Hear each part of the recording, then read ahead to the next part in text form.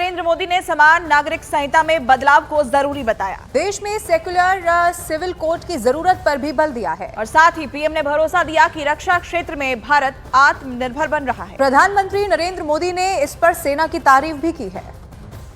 कानून धर्म के आधार पर देश को बांटते, जो ऊंच नीच का कारण बन जाते हैं, ऐसे कानूनों को आधुनिक समाज में कोई स्थान नहीं हो सकता है। और इसलिए मैं तो कहूंगा, अब समय की मांग है कि देश में एक सेकुलर सिविल कोड हो। हमने कम्युनल सिविल कोड में 75 साल बिताए हैं, अब हमें सेक्युलर सिविल कोड की तरफ जाना होगा और तब जाकर के देश में धर्म के आधार पर जो भेदभाव हो रहे हैं, सामान्य नागरिक को जो दूरी महसूस होती है, उससे हमें मुक्ति मिलेगी। डिफेंस सेक्टर, हमारी आदत हो गई थी डिफेंस बजट कितना ही क्यों न हो, लेकिन कभी कोई सोचता नहीं था कि डिफेंस बजट बढ़ा तो जाता कहां है। डिफेंस बजट विदेशों से खरीदी में चला जाता था। अब हम चाहते हैं हम आत्मनिर्भर बने और मैं हमारी डिफेंस फोर्सेस का हृदय से धन्यवाद करता हूं। उन्होंने हजारों ऐसी चीजें लिस्ट कर दी है। उन्होंने तय किया है कि हम विदेश से नहीं लाएंगे। राष्ट्र के लिए जीना क्या कहते हैं, कि हमारे सेना के जवानों ने दिखाया है और उसके कारण डिफेंस के सेक्टर में हम आत्मनिर्भर होते चले जा रहे हैं।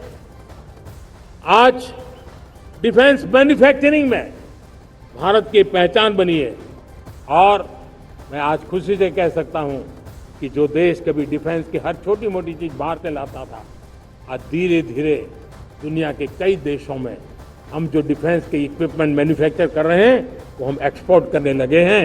दुनिया में डिफेंस हब, मैन्युफैक्चरिंग हब के रूप में हम धीरे धीरे उभर रहे हैं। वोकल फॉर लोकल अभियान का भी प्रधानमंत्री नरेंद्र मोदी ने संबोधन के दौरान जिक्र किया है और खुशी जाहिर करते हुए कहा कि लोकतंत्र के लिए वोकल फॉर लोकल नया मंत्र बन गया है। इसके साथ ही कहा कि आने वाला कालखंड युवाओं के लिए स्वर्णिम कालखंड है। हमने वोकल फॉर लोकल का मंत्र दिया। आज मुझे खुशी है कि वोकल फॉर लोकल ने अर्थतंत्र के लिए एक नया मंत्र बन गया है। हर डिस्ट्रिक्ट अपनी पैदावार के लिए गर्व करने लगा है। वन डिस्ट्रिक्ट वन प्रोडक्ट का माहौल बना है। अब वन डिस्ट्रिक्ट वन प्रोडक्ट को, वन डिस्ट्रिक्ट का वन प्रोडक्ट एक्सपोर्ट कैसे हो, उस दिशा में हर जिले सोचने लगे हैं। मेरा देश का नौजवान इंक्रीमेंटल प्रगति में विश्वास नहीं करता। मेरा देश का नौजवान छलांग मारने के मूड में है। वो छलांग मार के नई सिद्धियों को प्राप्त करने के मूड में है। मैं कहना चाहूंगा, भारत के लिए गोल्डन एरा है। वैश्विक परिस्थितियों की तुलना में भी देखें, ये गोल्डन एरा है। ये हमारा स्वर्णिम कालखंड है। मेरे प्यारे देशवासियों, ये अवसर हमें जाने नहीं देना, ये मौका हमें जाने नहीं देना चाहिए और इसी मौके को पकड़ करके अपने सपने और संकल्पों को लेकर के चल पड़ेंगे तो हम देश की स्वर्णिम भारत की जो अपेक्षा और हमें विकसित भारत का 2047 का लक्ष्य हम पूरा करके रहेंगे। प्रधानमंत्री मोदी ने देश में लंबे समय तक चले माई बाप कल्चर पर भी निशाना साधा और इसके साथ ही कहा कि आज सरकार खुद लोगों के पास जाती है, पहले लोग सरकार के आगे हाथ जोड़ते थे। साथ ही पीएम ने जातिवाद और परिवारवाद को देश के लोकतंत्र के लिए बड़ा खतरा बताया। दुर्भाग्य से हमारे देश में आजादी तो मिली, लेकिन लोगों को एक प्रकार से माई बाप कल्चर से गुजरना पड़ा। सरकार के पास मांगते रहो, सरकार के पास हाथ फैलाते रहो, किसी की सिफारिश के लिए रास्ते खोजते रहो। वही कल्चर डेवलप हुआ था। आज हमने गवर्नेंस के इस मॉडल को बदला है। आज सरकार खुद लाभार्थी हितार्थी के पास जाती है। आज सरकार खुद उसके घर गैस का चूल्हा पहुंचाती है। आज सरकार खुद उसके घर पानी पहुंचाती है। आज सरकार खुद उसके घर बिजली पहुंचाती है।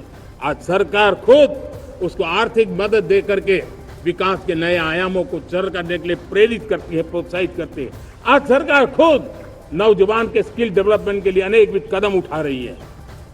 जिसके माता पिता भाई बहन चाचा मामा मामी कभी भी राजनीति में नहीं रहे, किसी भी पीढ़ी में नहीं रहे, ऐसे होनहार नौजवानों को फ्रेश ब्लड 1 लाख, चाहे वो पंचायत में आए, चाहे नगर पालिका में आए, चाहे जिला परिषदों में आए, चाहे विधानसभा में आए, लोकसभा में आए, 1 लाख नए नौजवान, कोई भी प्रकार का पूर्व का राजनीतिक इतिहास उनके परिवार का ना हो, ऐसे फ्रेश लोग राजनीति में आए ताकि जातिवाद से मुक्ति मिले, परिवारवाद से मुक्ति मिले, लोकतंत्र को समृद्धि मिले। और जरूरी नहीं है कि एक दल में जाए, उनको जो पसंद हो उस दल में जाए, उस दल में जाकर के वो जनप्रतिनिधि बन करके आगे आए।